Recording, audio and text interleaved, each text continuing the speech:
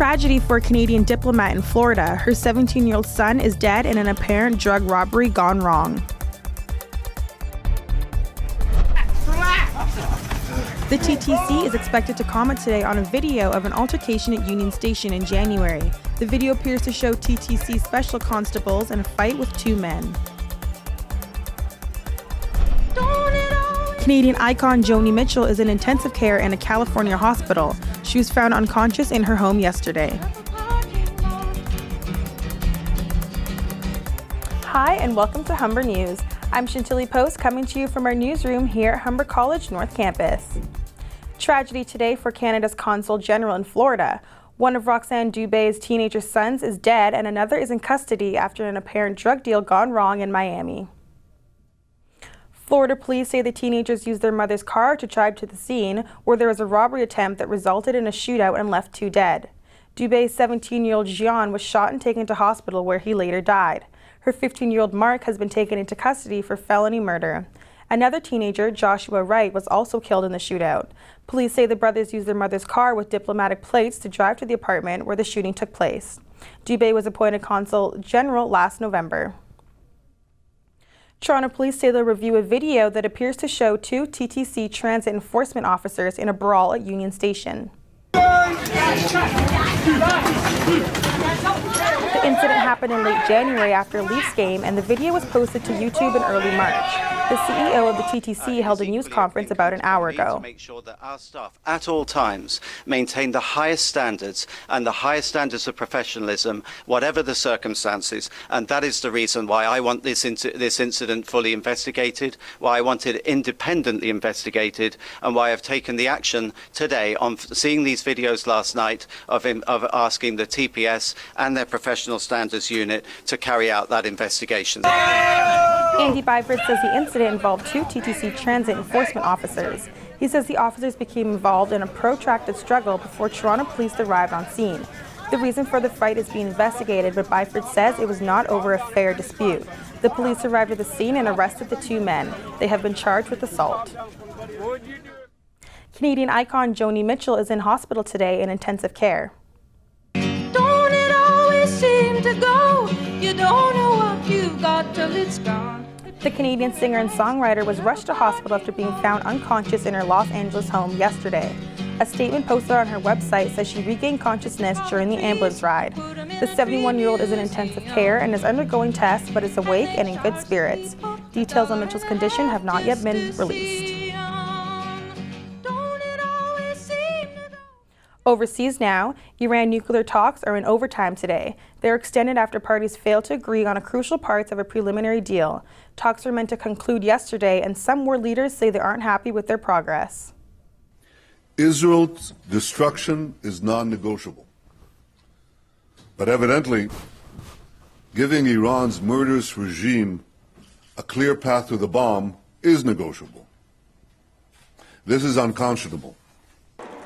Talks have been bogged down over disagreements about Iran's nuclear research programs and the lifting of sanctions against the country. Iran is asserting what it says are its nuclear rights, while the U.S. has threatened to leave the negotiations entirely. Meanwhile, France says a deal is unlikely now the original deadline has passed. A nuclear deal with Iran would be a major milestone towards a final accord that could end a 12-year standoff with the West. Analysts say a deal would also reduce the risk of another war in the Middle East. For the first time in its nation's history, Nigeria has voted a presidential incumbent out of office. You voted for change, and now change has come. Nigeria's good luck Jonathan's luck seems to have finally run out. He lost Monday's election by more than 2.5 million votes. It will be the first time Jonathan's party has been out of power since Nigeria's military dictatorship ended in 1999. Votes took more than 48 hours to count in what analysts are already calling an historic election for the country.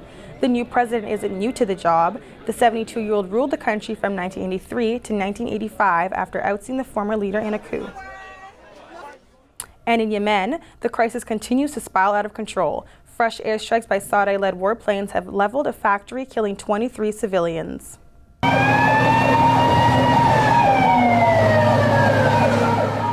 Fires burned throughout much of the night after airstrikes destroyed the dairy factory.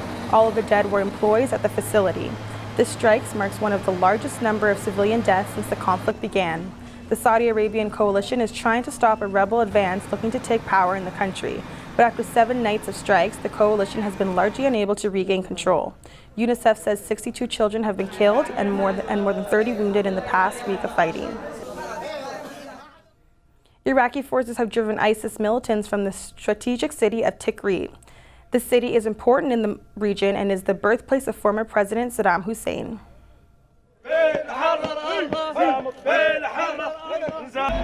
News of the victory comes as Iraqi and paramilitary forces are making a push into ISIS-held territory. ISIS had attempted to slow the military's advance by planting bombs and booby traps. The operation to retake the city had been slated until U.S.-led coalition warplanes began helping with targeted airstrikes. U.S. involvement in the operation had led some Iranian allied military groups to boycott the mission. ISIS militants had been in control of Tikrit since they took it and much of the region almost a year ago. To the French Alps now, where the head of German airlines Lufthansa says it's going to take a very long time to understand everything that happened with the last week's plane crash.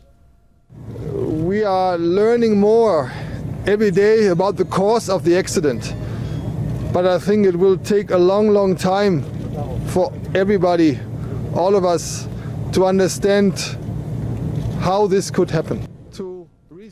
Carsten Spohr and the CEO of Germanwings visited the crash site today to pay their respects, but he avoided questions about whether the company knew co-pilot Andreas Lupitz suffered from depression and he had suicidal tendencies. Why take you so long to publish There's the no emails? Mr. questions and answers. Why are you refusing to take questions? The CEOs laid a wreath in the village near the location where the plane crashed, killing everyone on board. Meanwhile, workers in the French Alps have built a road for easier access to the crash site. Crews say there are no visible remains left, only belongings and debris. Meanwhile, here at home, wreckage from the Air Canada plane that crashed near Halifax Stanfield International Airport last weekend has been cleared up. Work crews have removed 2 remaining light towers and debris. It took 2 days to get the green light from the Transportation Safety Board. The TSB says it's still investigating the crash and will interview passengers and gather weather information. It'll also determine which parts of the wreckage will be examined. It could take up to 7 weeks before flights will be able to land on the runway. Turning to weather, we've got a long weekend coming up. Our reporter Celia Grimley joins us live with a hint of what's to come. It is a gorgeous spring day. We'll reach a high of 7 degrees and a low of 3. I'll have more coming up in your full 3-day forecast.